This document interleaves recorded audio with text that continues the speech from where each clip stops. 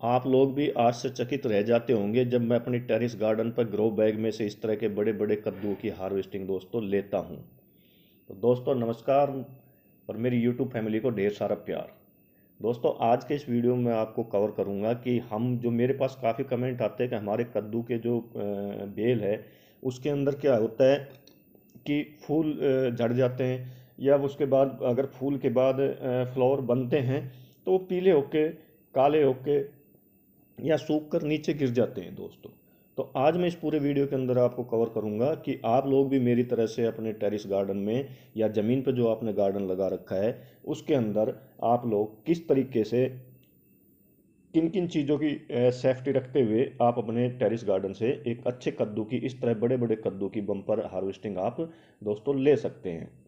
दोस्तों मैं हूं मनदीप और आप देख रहे हैं organic kitchen garden on terrace. मेरे यूट्यूब चैनल पर आपका हार्दिक अभिनंदन है और उम्मीद करता हूं मैं जो भी वीडियो बना रहा हूं आपको काफ़ी पसंद आ रहे होंगे। आपका प्यार और सपोर्ट देखकर मुझे काफ़ी उत्साह मिलता है कि आप लोग इतने ज़्यादा इंटरेस्ट ले रहे हैं। यहाँ पर मैं बताना चाहूँगा कि इस वक्त मेरे यहाँ कद्दू के अलावा और भी काफ़ी तरह की वैरायटी की सब्जियाँ लगी हुई है। जून का महीना चल रहा है, आधा जून आज निकल चुका है, आप देख सकते हैं। लौकी भी खूब अच्छे रुख के अंदर मेरे यहाँ पर दोस्तों लगी हुई है। लेकिन आज मैं आपके साथ लौकी की बातें कोई भी शेयर नहीं करूंगा, किसी भी सब्जी की बातें शेयर नहीं करूंगा, शेयर करूंगा सिर्फ और सिर्फ कद्दू के बारे में दोस्तों।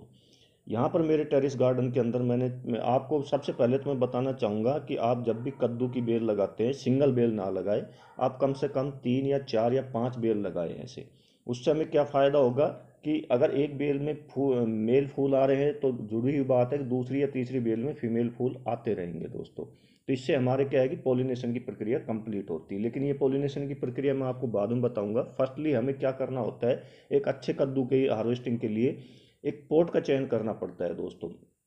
पोट का चयन करने में हम कई बार क्या है कि गलती कर देते हैं, छोटे पोट के अंदर हम लगा देते हैं जिससे क्या है उसकी रूट को फैलने का मौका मिलता नहीं है और वो फिर कद्दू हमारा ज़्यादा हमें इतने बड़े रूप के अंदर कद्दू का हार्वेस्टिंग हमें दोस्तों नहीं मिल पाती जितने में आप देख रहे हैं अभी सामने।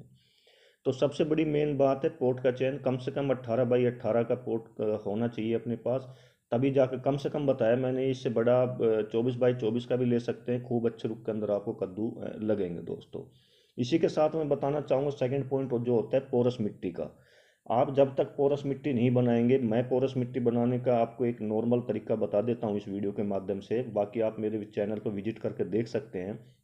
मैं 50% खेतों की मिट्टी लेता हूँ, 30% उसमें काउडंग का इस्तेमाल करता हूँ, 30% काउडंग के साथ साथ 10% लीफ कंपोस्ट लेता हूँ और उसके साथ ही 10% मैं उसके अंदर स्टोन डस्ट या जो बजरी होती है, बालू होती है, वो लेता हूँ। तो उसका रिजल्ट आप देख सकते हैं आपके सामने, कितने बढ़िया रुख में पीछे आपने देखा कितने कद्दू लग रहे हैं बड़ी मात्रा के अंदर।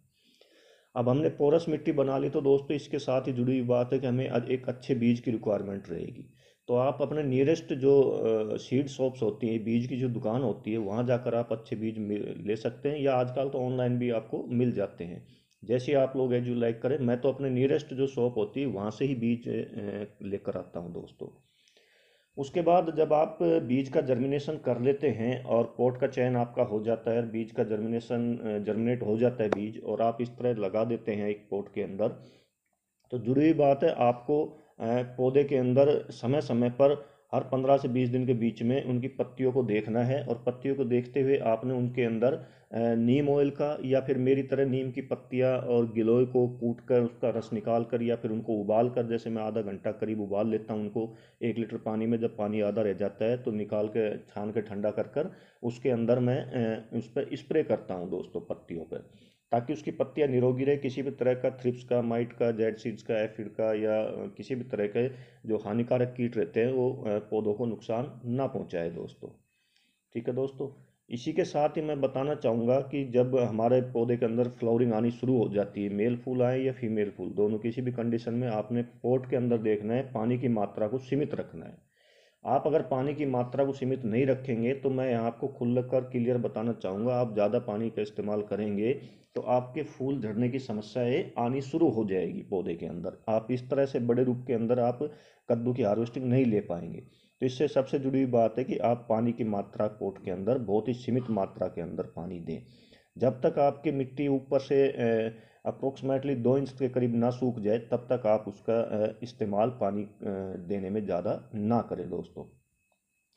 इसी के साथ ही मैं एक पॉइंट और बताना चाहूँगा, पानी आप अप्रोक्सीमेटली क्या तो अर्ली मॉर्निंग में दें या फिर आप शाम के वक्त दें। दिन में दोपहर के वक्त आप पानी ना दें। अगर दिन में दोपहर के वक्त पानी देंगे तो आप इस तरह के कद्दू की हार्वेस्टिंग आप नहीं कर पाएंगे दोस्तों, जैसा कि मैं आप लेने लग रहा हूँ अपने टेरिस के ऊपर से।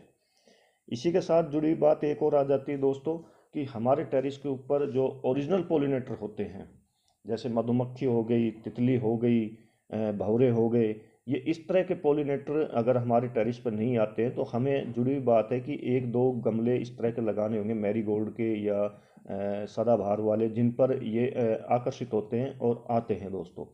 इन पर आने की वजह से ये होता है कि आपके कद्दू की जो पोलिनेशन की प्रक्रिया है वो आपको कंप्लीट हो जाती है, वरना आपको फिर हैंड पोलिनेशन कराने की जरूरत पड़ती है। हैंड पोलिनेशन में क्या होता है कि नर फूल को के अंदर जो आपको एक पाउडर नुमा दिखाई देगा, उस पाउडर को आपको फीमेल फूल से टच कराना पड़ता है।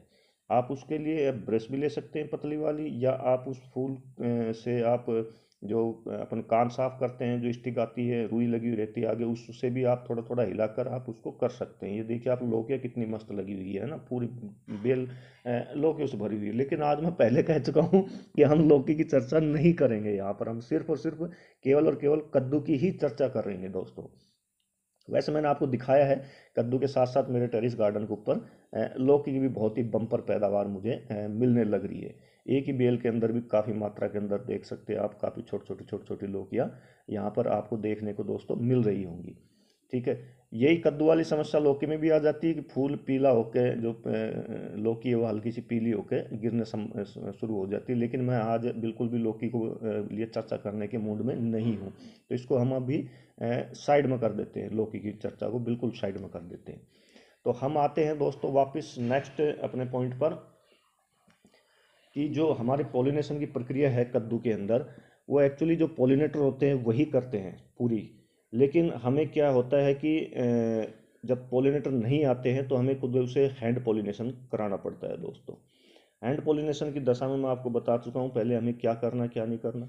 साथ ही मैं आपको बताना चाहूँगा कि बीच बीच में हर 15 से 20 दिन के बीच में आप अपनी कद्दू की बेल के अंदर काऊ डंग का इस्तेमाल जरूर करें। ये देखिए मैं आपको पॉलिनेटर दिखा रहा हूँ, जो ओरिजिनल पॉलिनेटर है, ये मधुमक्खी है आपके सामने, जो कद्दू के मेल फूल के ऊपर आई हुई है। यहाँ से ये पाउडर नुमा इसके क्या पंजों पे लग जाता है, और जब ये फीमेल फूल पे जाती है तो वहाँ पर इसके रस को छोड़ देती है। बीच बीच में दोस्तों आप लिक्विड फर्टिलाइजर का इस्तेमाल करें, काऊ डंग का तो पक्का ही इस्तेमाल करें, राख का इस्तेमाल करें। ठीक है दोस्तों, तो ये सब करने पर आपको इस तरह की हार्वेस्टिंग लगातार कंटिन्यू रूप से प्राप्त होती रहेगी। तो दोस्तों वीडियो कैसा लगा कमेंट करके ज़रूर बताइएगा। मुझे लगता है इस वीडियो से आपके कद्दू की शिकायत सारी दूर हो गई होगी। तो दूर हो गई होगी तो दोस्तों वीडियो को ज़्यादा से ज़्यादा शेयर करें, लाइक करें, और कमेंट करते हुए मेरे नए व्यूअर्स तो मुझे ज्वाइन कर ही ले दोस्तों, क्योंकि मैं आने वाले टाइम में आपको काफ़ी अच्छी अच्छी चीज़ें बताऊंगा इस तरह की हार्वेस्टिंग लेने के संबंधित दोस्तों। तो मिलते हैं नेक्स्ट वीडियो में नई जानकारी के साथ, तब तक के लिए आप सबको बाय, जय हिंद, जय भारत दोस्तों।